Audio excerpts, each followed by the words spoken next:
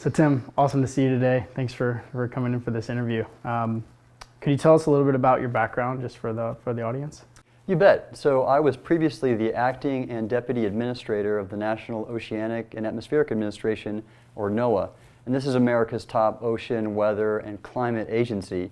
And I did that for a few years and really was excited to be able to champion the importance of weather forecasting and climate prediction and its impact on national security, on the economy, and public safety. Yeah, and I understand, before you were at NOAA, you were also the chief oceanographer of the Navy, and you led the meteorological and oceanographic command as well, right? That's right. I had the job in the Navy of doing what I really did at NOAA, but just for the Navy in terms of making sure they were prepared for weather and ocean events and extremes, and ensuring they had advantage when dealing with those and were prepared, just like we did at NOAA for the American citizen. Yeah. And can you talk a little bit about that? So at your time at NOAA, what were some of the big areas that you focused on? Particularly, I know NOAA's mission is, protecting the economy, protecting property from extreme weather and climate-related events. What were some of the big areas you worked on? Yeah, so we had a number of priorities, but the top two were weather forecasting. And so, you've heard on the news about the American and European models kind of going at each other and which was better. And so we came in with the goal to make the American model the best. And so we made a number of changes to do just that.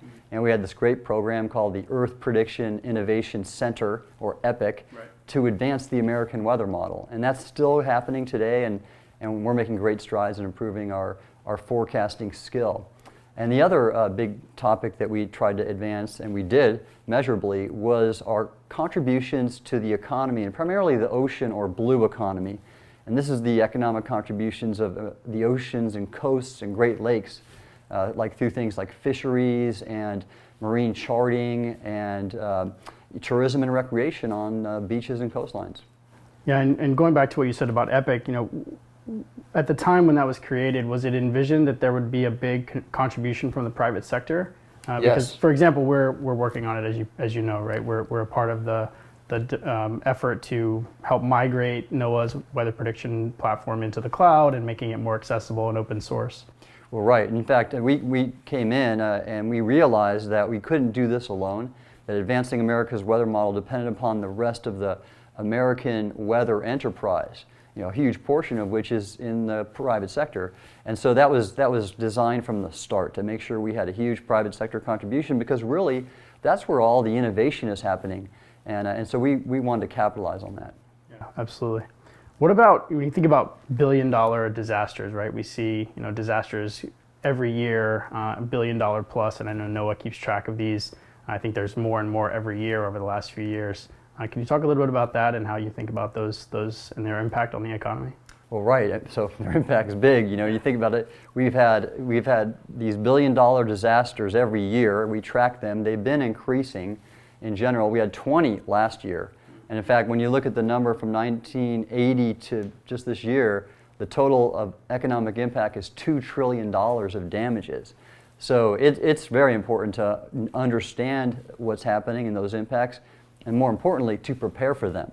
Because when you're prepared, then you can mitigate the losses that occur. Yeah, and what do you think are some of the kind of important steps that maybe federal agencies, companies can take to actually mitigate those disasters? One of the most important things that I've written about many times recently is just good weather forecasts, warnings, high precision warnings, and longer lead time warnings. And that's really it. I mean, I'll give you, there were examples of our being able to issue warnings for hurricanes in 2017, which was one of the costliest years on record for hurricane damages. And we saved many lives through evacuations in Louisiana, for example, and all along the Gulf Coast. And these are evacuations in North Carolina, too, that were on the order of 100,000 people leaving. And so just think about all the lives we saved and the economic impacts of people being able to evacuate and take some of their valuables and not lose everything. Right. And what were some of the challenges you faced with getting that forecast to those people, getting those evacuation orders to those people, in a timely way that made sure that they didn't, lose their lives or their homes, et cetera? Yeah, one of the biggest things is for people just to follow the warnings, right? There's a kind of social science dynamic and aspect that's being looked at more and more on how to communicate weather impacts in a way that will make people act. You know, and this is where, you know, for example, the Weather Service, the National Weather Service, was a part of NOAA, and I applaud those public servants. They do great good. But when you just kind of throw a forecast over the fence and issue a warning, often people will sort of get numb to that and desensitized. And so communicating it in ways that are either more creative or that are more take advantage of technology, where, like, for example, issuing alerts on your mobile devices that are high precision and give recommendations on what to do. That will then achieve an impact, a decision, for example, and make people keep them safe and take those preparedness actions. Yeah, absolutely. Shifting gears, you know, thinking about kind of the bigger picture from a climate change standpoint, you know, I think we know we're in this era of consequences, right? We saw the IPCC report last year that I think was much more dramatic than a lot of people thought. The situation's, you know, worse than I think people realize. How is NOAA thinking about, you know, keeping up with that and continuing to sort of advance its capabilities to adapt to, you know, the extreme volatility we're seeing in weather?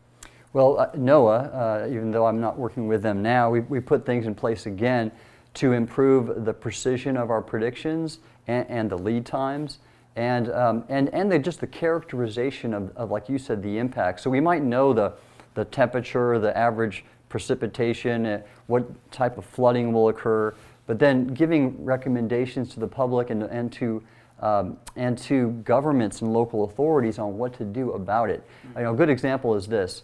Let's say you have a hurricane predicted to make landfall. Well then, when you work with other agencies and use other data besides weather, for example, demographics or even terrain, then you can help emergency managers better pre-position supplies. For example, if you don't have a heavily populated area, or if the population maybe has a high percentage of the elderly who are more prone not to evacuate, then that's where you might want to put more supplies. And so incorporating more data sets and a little more thinking into our preparedness activities is where we were moving forward and continue to do. You know, we've talked in the past about some of your work in the Arctic as well. Obviously, the Arctic is a big unknown in many ways. There's not very good observations of what's going on in the Arctic, but at the same time, it's a big carbon sink, big factor in climate change. What are some of your observations from working in that area? Right. Well, this was when I was in the Navy, and one of my jobs was to lead all of the Navy's policy and planning around the Arctic. And they asked me to do it because of the fact that it was changing so dramatically. I was then the oceanographer of the Navy, and because of the environment, the ice was melting. They thought, well, it's an ocean, it's opening up. Maybe you should be the guy to tell us what to do about that. And I visited the Arctic in 2016, and I went on a Navy submarine, and I saw how dynamic and different and how much it was changing than it had been in the past. You know, so for example, the Arctic has mostly been frozen over, and now you're seeing the ice melt rapidly, and it creates these areas of open water or kind of mixed ice and water that's hazardous to navigate in. And our submarine forces, for example, are having to develop totally new tactics because of the dynamic environment and just to operate safely. And by the way, it's a shallow ocean, so they're sitting there trying to operate with ice above them and a shallow seafloor below them, and it gets pretty tricky. And so that was interesting and one aspect of many about the changing Arctic. Yeah. So maybe going a bit further into your time in the Navy, I know you deployed on carriers post 9/11 to the Arabian Gulf. Can you talk a little bit about how weather played a role in your time in those areas? Oh, sure. There in the Arabian Gulf all the time. In fact, we were conducting strikes into Iraq in 2003. And then when we first started that, a sandstorm came through, and we had 3 aircraft carrier battle groups in that small Arabian Gulf. And because the sandstorm was coming through, fine sand and high-performance jet engines don't mix. So we had to put all our aircraft into the hangar bay of the aircraft carriers for all 3 of them, and we buttoned them up basically to avoid them getting damaged. And so we planned our operations prior to that to unload as much ordnance as we could to keep the ground forces safe, then maintain the aircraft safely while the sandstorm blew through. And meanwhile, we were loading them with ordnance and getting ready for to resume strike operations.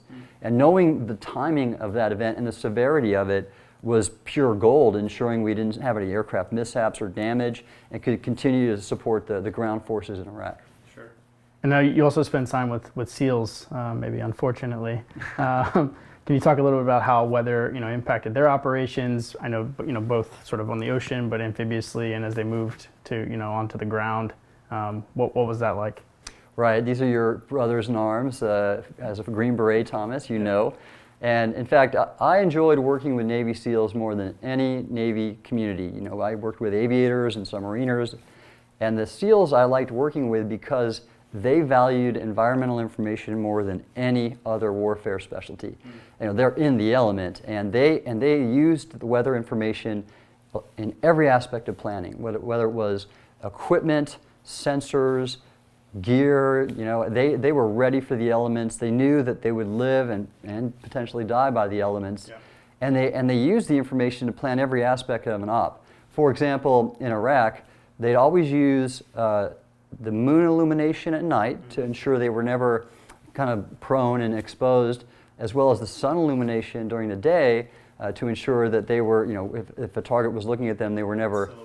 That's right. Yeah. That's just one. Wind and the way it would carry sound, and especially because the Navy SEALs are mostly in the water. People might not know that, but so they used currents, temperature, right, sea state, and meticulously. And they would let you know if you were wrong. I'm sure. Yeah, absolutely. They really demanded accountability, and I respected that. Yeah, first to complain, right? That's right. Yeah. And I know that there's a high profile, obviously, the Bin Laden raid, right? And I think it's famous for being impacted by weather, right? Right. Admiral McCraven, who commanded it, a friend of mine who I've spoke with about this, and in fact I didn't know, he volunteered it to me. We were meeting on a separate topic when I was the acting administrator at NOAA. He had been the chancellor of University of Texas, in Austin. And so we were talking about a separate topic, but he let me know when he commanded the Bin Laden raid that it was the climate, it was the temperature around May as it got warmer and warmer. They had a cut line, a threshold that they couldn't operate once it got too warm. And that drove the timing of that raid in a big way. And they were very close to it, by the way. And it was because when the temperature is too warm, those special operations helicopters can't get sufficient lift to continue the mission. That was interesting to me. So let's talk a little bit more about the economic impact of what you saw at NOAA. Maybe can you share some experiences you had with maybe some of the more state and local governments that you worked with? Yes, definitely. Well, weather and the environment drove economic impacts for positive and negative. I talked about the billion-dollar disasters, right, but then there were also a lot of positive aspects of the information and the data. This is something that the current NOAA administrator, Dr. Rick Spinrad, talks about. He talks about the new blue economy, where the blue economy is the ocean and Great Lakes economy, and the new blue economy is that which is fueled by weather and environmental data.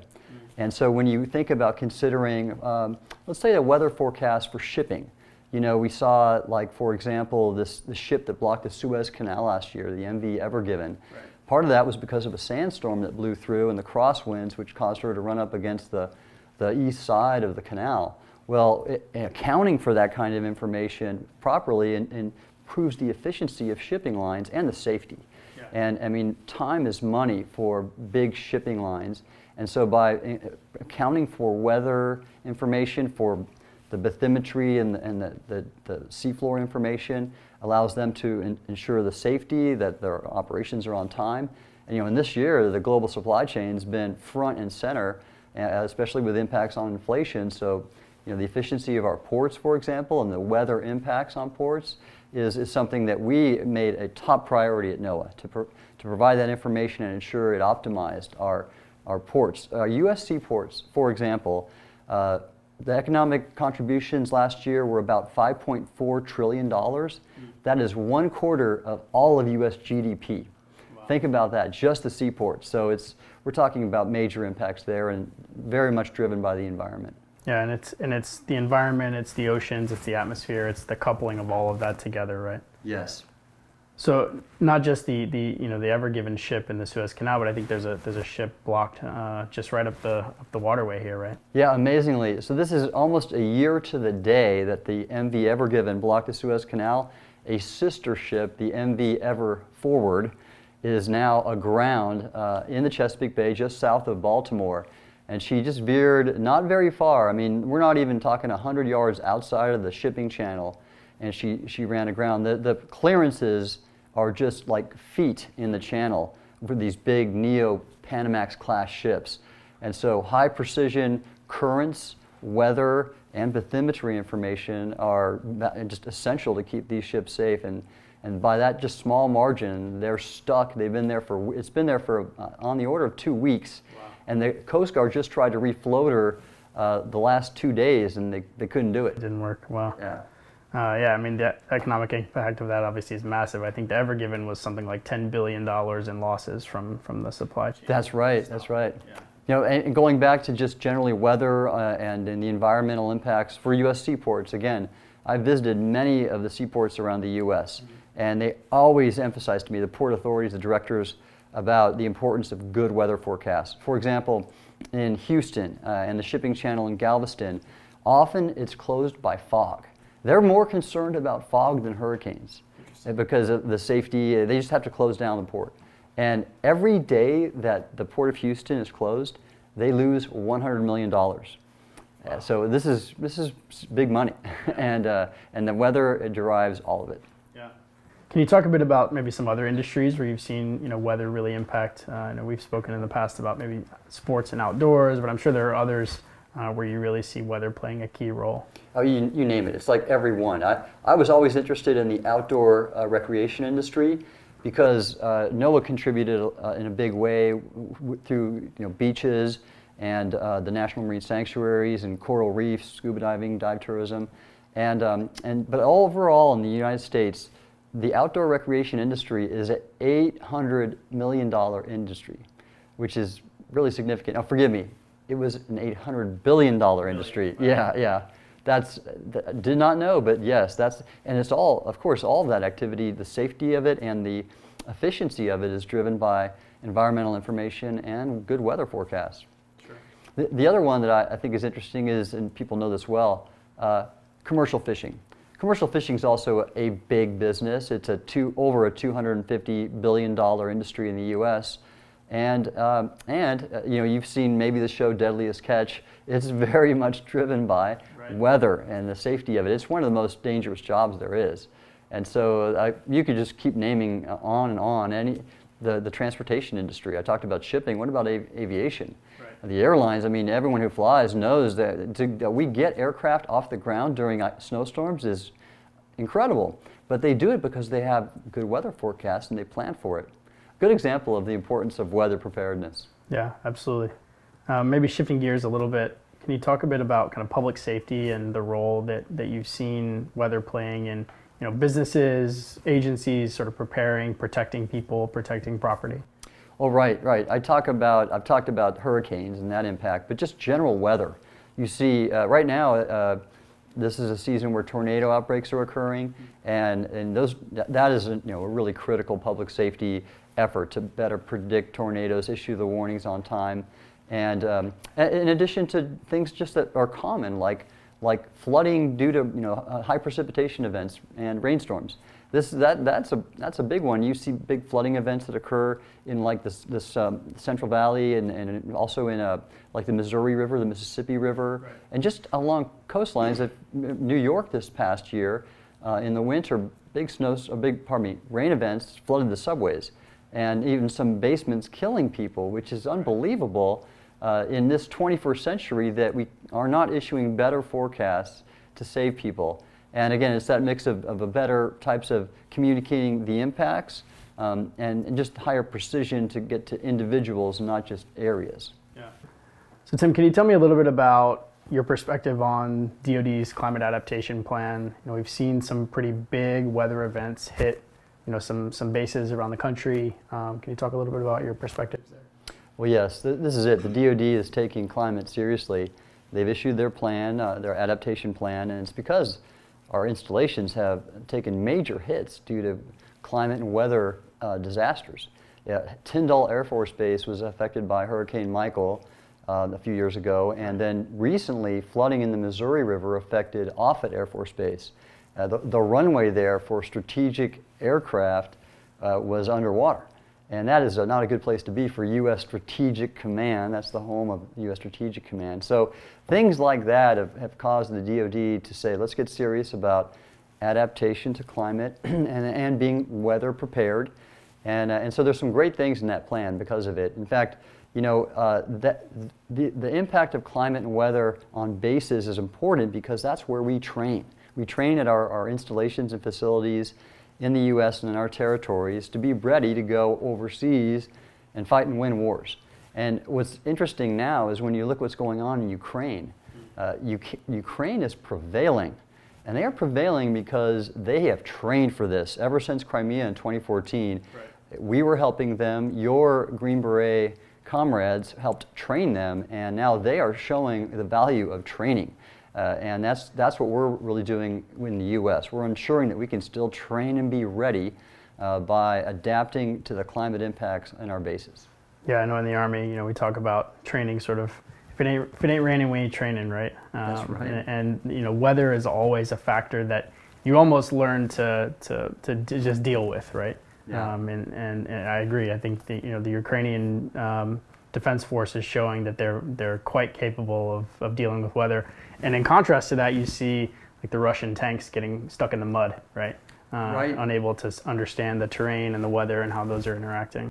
They're being masterful in this, like you said. They're know when the soil will be such that the armor is not trafficable.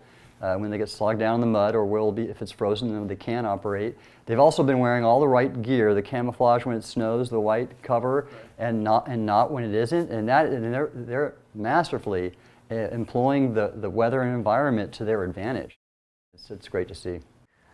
So we've talked about this before, but I was in high school when Katrina hit, and I lived in Jackson, Mississippi, and I was luckily, 3 hours, 2.5 hours north of the coast, so we lost power for a couple days. That was about it, luckily. But I know you have a much worse story.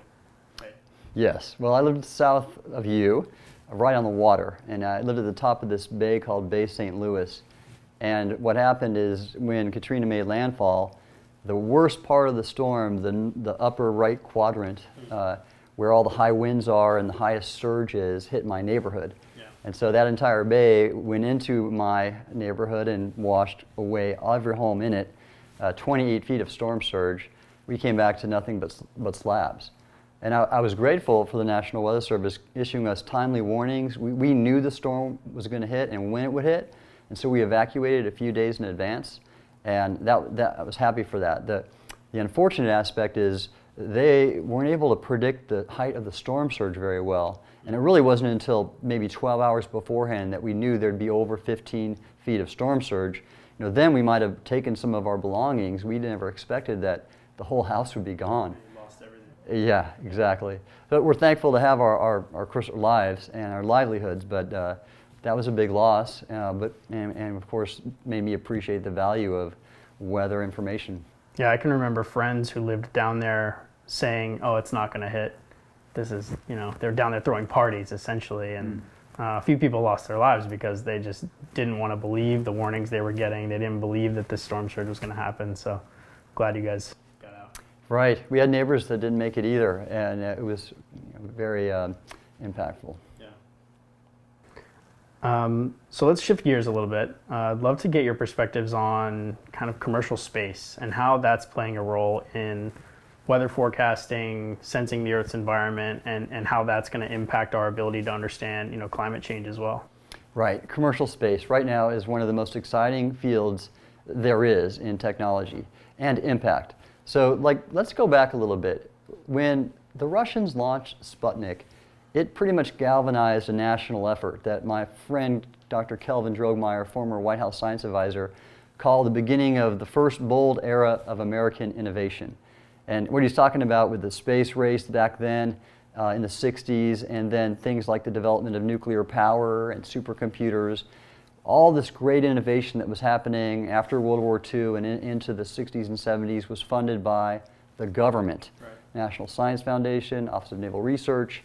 But we're in a second bold era now, is what he has said. And he talks about the fact that all this great innovation that's happening is in the private sector. And you're seeing it like none other than in space. So you have SpaceX, but you also have a proliferation of capabilities that are advancing on orbit. So there's great commercial weather companies like Tomorrow.io that's building this amazing constellation with sounders and altimeters. You have things like positioning, navigation, and timing. Another company called Zona Space is building basically a GPS backup, but in LEO, which is going to allow for all the times GPS doesn't work, and so on and so forth with Starlink and communications, with all the imaging companies that are out there now. It's a really exciting time. So Tim, and kind of wrapping things up here, over the last few days we've heard from a number of different companies, agencies from the government, different organizations about how they're thinking about climate adaptation, how they're adapting to this volatile sort of state of weather that we're seeing over the last few years and will continue to see. We've seen the SEC release some new rules around, or propose some new rules around climate risk reporting. Can you share some of your thoughts on sort of how that's going to impact industry, as well as what's going to happen next? Sort of where are we headed in the next few years? Sure. So I think that the fact that we've addressed ESG in much of this ClimaCon agenda is a great thing. And again, it's reflected or highlighted by the fact that the SEC has issued this proposed rule to disclose climate risks for any publicly traded company. And that's a good thing too. We should all be aware and mindful and make decisions now to mitigate our impacts on the climate. But we can go further. When you think about it, it's the adaptation where the biggest impacts can be made. Not just the mitigation of future climate risk, but what's happening right now. Think about all the extreme weather events that we've seen and we just talked about over the last few minutes. It's adapting to those and being prepared for those that's going to help us take control of tomorrow today. Yeah, absolutely. Thanks, Tim. It's great talking to you today. Always a pleasure. Yeah, of course. All right, that is a wrap for ClimaCon 2022. Thank you so much to our amazing speakers, customers, advisors, and most importantly, our attendees. Thank you so much for being here. We hope that you learned a lot and that you feel empowered to go back to your organizations to solve weather and climate security challenges at scale. We'll see you next year, and we'll see you at the space launch. If you missed any of today's sessions, no problem. You can catch all of them at climacon.tomorrow.io on demand anytime you'd like.